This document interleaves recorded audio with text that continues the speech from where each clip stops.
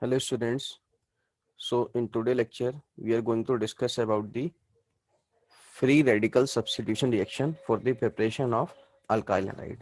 See, so basically first we are going to discuss about the free radical substitution reaction. So you people know very good how we can prepare the alkyl halide. So first we are going to discuss about the preparation of alkyl halide by using free radical substitution reaction. See what happens in free radical substitution reaction. We're going to discuss about free radical substitution reaction. So first we are going to discuss about the free radical substitution reaction for the preparation of alkyl halide. For the preparation of alkyl halide. Basically alkanes are non-polar in nature. Basically alkanes are non-polar in nature. So alkanes are non-polar in nature. Therefore they give, because of their non-polar nature, they give free radical substitution reaction. So underline this point. Alkanes are non-polar in nature. Due to their non-polar nature, they give free radical substitution reaction. For example, I'm giving you example, then we will discuss the mechanism for this reaction. Suppose if alkane is given like RH, this is alkane, and the reaction of alkane in presence of halogen X2 in presence of sunlight. So this is basically free radical substitution reaction. See what happens. This X2 having two halogen atoms. So one hydrogen will come with this halogen in this way, and this X will combine, halogen will combine with R. So one of the product is RX, which is alkyl halide, and the byproduct is HX. So this RX is basically alkyl halide. This RX is basically alkyl halide, and this is the byproduct. This is byproduct. Now see the mechanism for this reaction. What is the mechanism for this reaction? See, so in mechanism, basically the first step of mechanism is initiation. So the first step for the mechanism is initiation. See what happens in initiation. As we have X2 molecule, we have X2 molecule, and there are two electrons in this bond. So bond will break in presence of sunlight.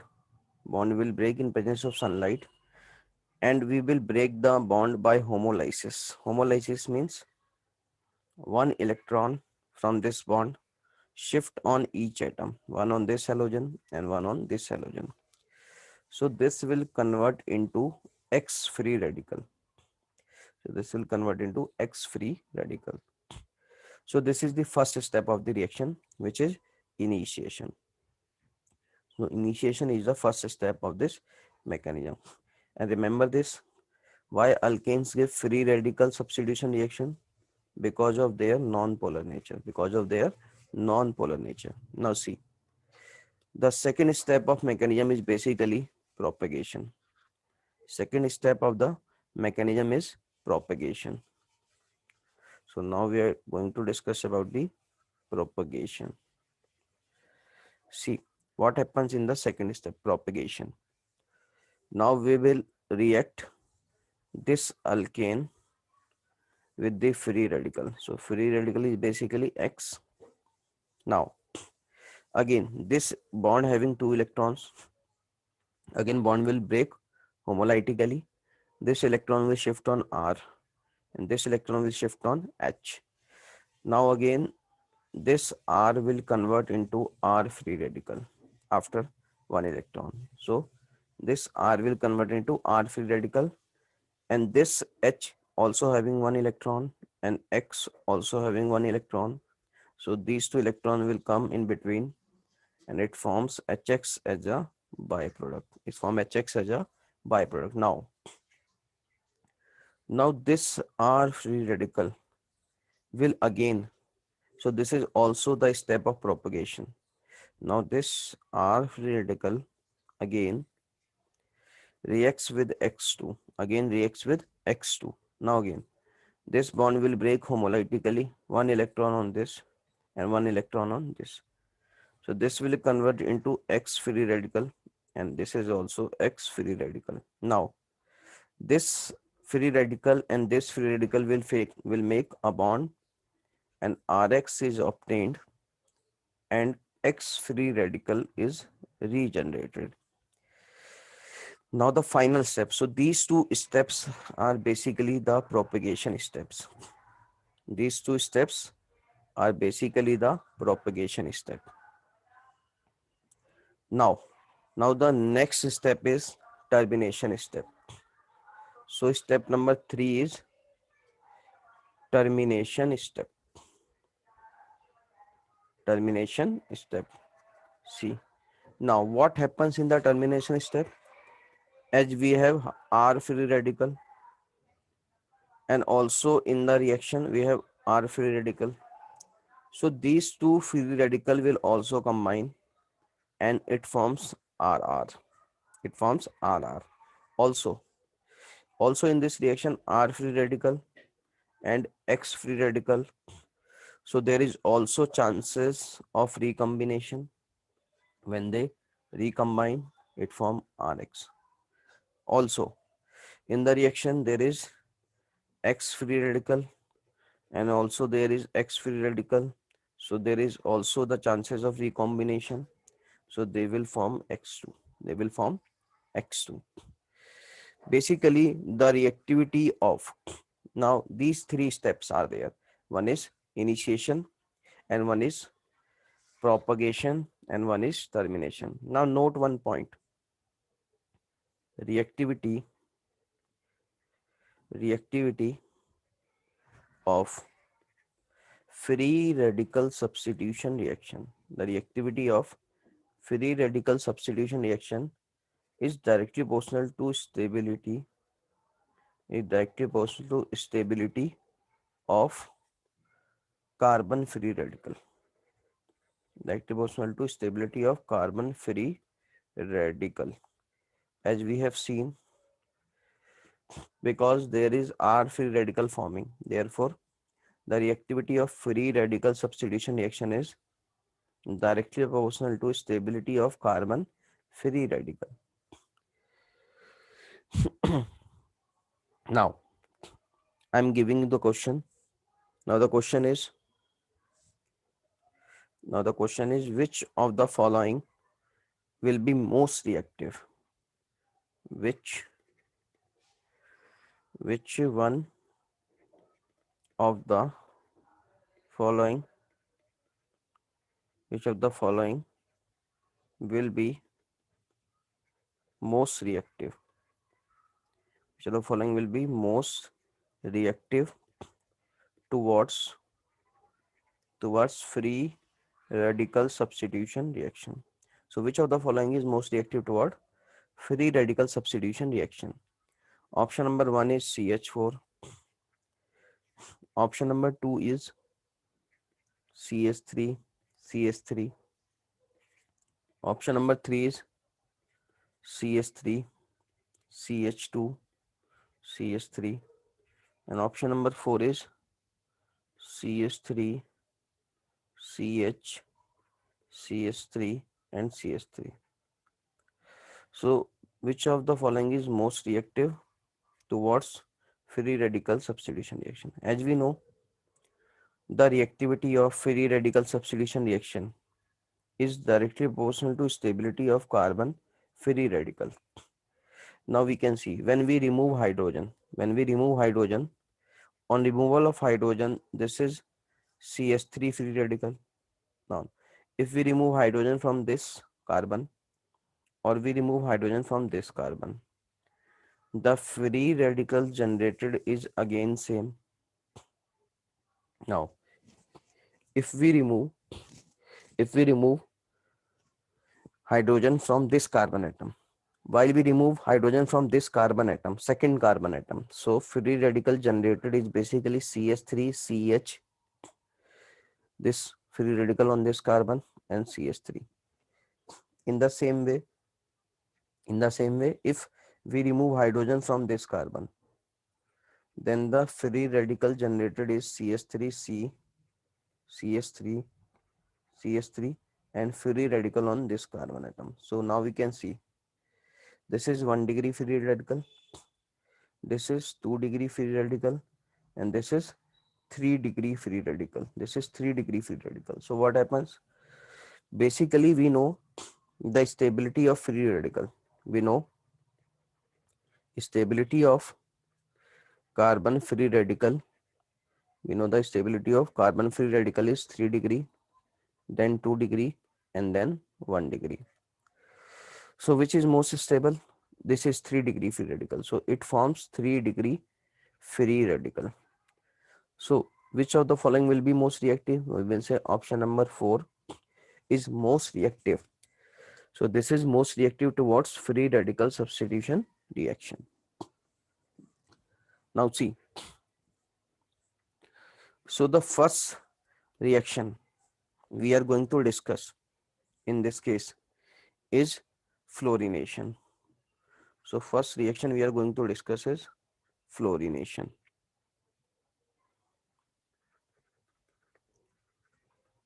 In halogenation, we are going to discuss the first reaction, which is fluorination. See, if we use CH4 and with CH4 we use F2 in presence of sunlight.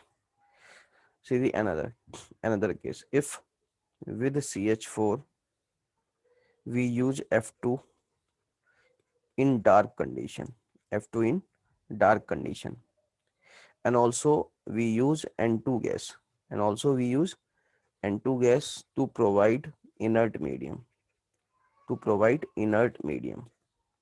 So this is basically for fluorination. There are two possibilities: when we use F2 in presence of sunlight, and when we use F2 in dark with N2 as inert medium, So in first case, the product obtained is carbon. Along with HF. So in first case, the product obtained is carbon along with HF. So carbon plus HF is produced. As we know, in organic, there is no need of balancing of reaction. So this is carbon black. And also this reaction is explosive in nature. When these products are obtained, this reaction is basically explosive in nature. Now, but when we use fluorine in dark with nitrogen, which provide inert medium, then fluorine is substituted in presence of hydrogen. So in this case, the product obtained is CH3, F and HF. So please note these two catalysts. So this above reaction is highly explosive in nature. When we use F2 in dark and N2 as an inert medium, then we obtain alkyl fluoride. So this is basically the fluorination. Now the second reaction we are going to discuss is chlorination. So second reaction we are going to discuss is chlorination. See what happens in chlorination. So we will discuss the chlorination. So first we are going to discuss about the reagent used in chlorination. So reagent used in chlorination is basically Cl2 in presence of sunlight. Also we can use SO2 Cl2. So either we can use Cl2 in presence of sunlight. Also we can use SO2 Cl2. See, so first reaction I am going to discuss with you. When CH4 when CH4 is used in excess, when CH4 is used in excess and we add Cl2 in presence of sunlight, and we add Cl2 in presence of sunlight. So one hydrogen will be replaced by Cl atom. So it forms CH3Cl along with HCl. because we are taking it in excess. So this CH4 is in excess basically, not Cl2. When CH4 is in excess, then reaction stops at this point. See another case. When we use Cl2 in excess, when we use CH4 in excess, then the product obtained is CH3Cl. But when we use Cl2 in excess, then what happens? See the other case. So in next case, we are going to discuss, we are using the same reactant CH4, but this time the reagent Cl2H nu is present in excess amount. So first step, it forms CH3Cl. In the first step, it will form CH3Cl. Again, Cl2H nu is in excess. So again, one hydrogen will be replaced by Cl. So it forms CH2Cl2. Now again, Cl2H nu is in excess. So again, it forms one hydrogen will be replaced by Cl.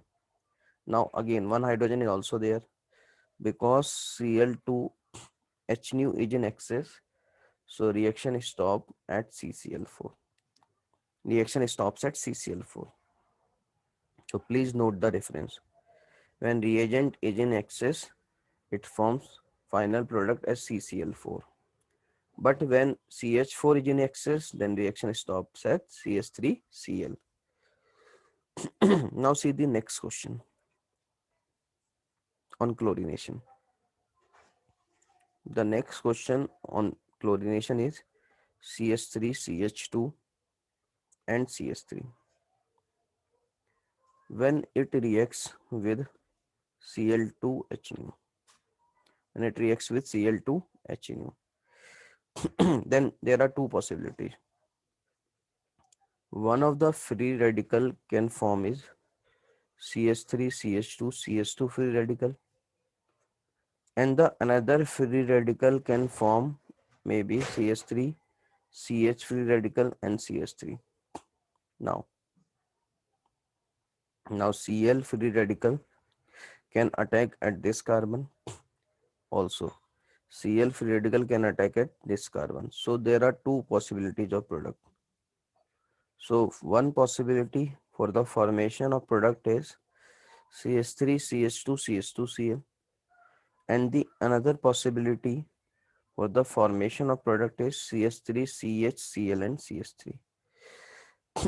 So as we can see, halogen attached to the carbon. See the nearest neighbor of this carbon, because functional group attached to this carbon. So see the number of carbon atoms attached to this carbon atom, 1 and 2, nearest neighbor. Therefore, it is 2 degree and it is 1 degree. And we know this is also 2 degree free radical and this is 1 degree free radical. So what happened? As we can see, 2 degree free radical, as we know, 2 degree free radical is more stable than 1 degree free radical. So 2 degree free radical is more stable than 1 degree free radical. So we will say this product is basically the major product. This product is basically the major product and this is the minor product and this is the minor product. So as we know, the reactivity of free radical substitution is basically directly proportional to the stability of free radical. Directly proportional to the stability of free radical. Now see the next question based on this.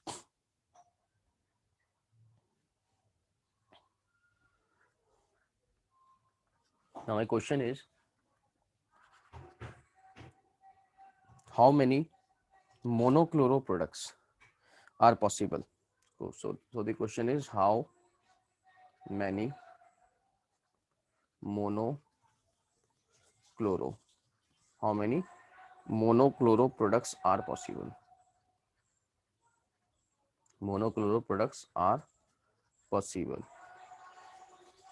So how many monochloro products are possible by chlorination? Are possible by chlorination of isopentane. Chlorination of isopentane. So this is basically the question. This is basically the question. Now see. So first we will draw the structure of isopentane. What is monochloro products? Monochloro products means, or basically how many monochloro products. So how many different monochloro products can be obtained when one hydrogen is replaced by Cl, when one hydrogen of the compound is replaced by chlorine atom. See, like CH3, CH, CH3 and CH2 and CH3. This is basically the isopentane. This is basically the isopentane. Why this is isopentane?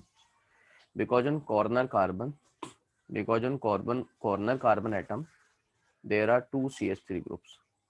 On corner carbon atom, there are two CH3 groups. So this is basically the iso.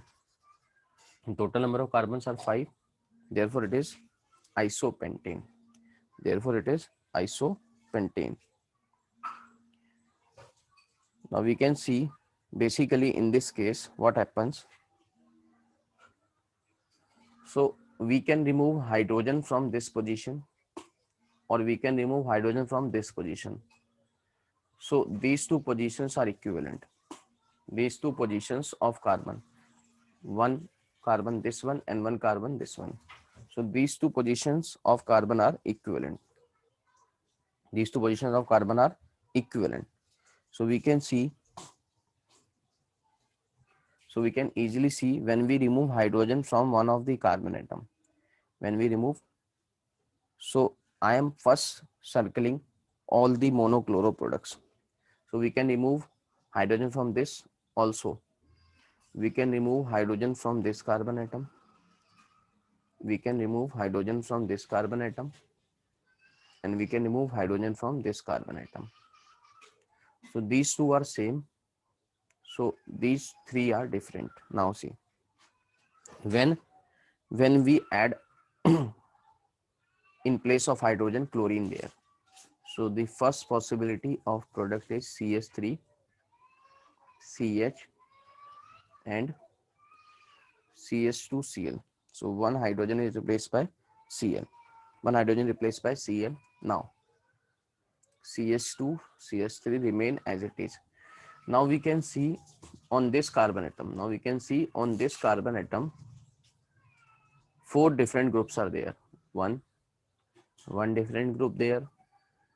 Second different group. Third different group. And hydrogen is 4 different group. So basically, when 4 different groups are there, we will call this carbon as chiral carbon. So this is chiral carbon. And when there is chiral carbon, single chiral carbon present in the molecule, then it will form dextro. Also, it forms levo. So it forms 2 products. So 1 product and 2 products. So basically, this will form 2 products. Now, if we remove hydrogen there from this position and add chlorine, so product obtained